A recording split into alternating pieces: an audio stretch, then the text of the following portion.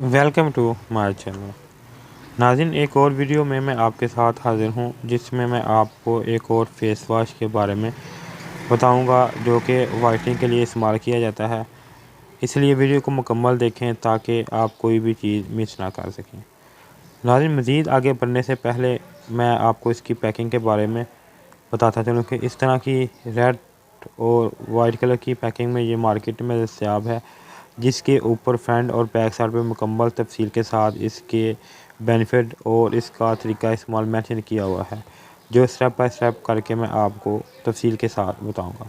सबसे पहले नाज़रीन, इसके फ्रंट साइड पे देख लेते हैं कि इसके ऊपर लिखा हुआ है कि ये वाइट ग्लो कंपनी की वाइट ग्लो ग्लोमस कंपनी का फ्लैबलेस ग्लो फेस वॉश है।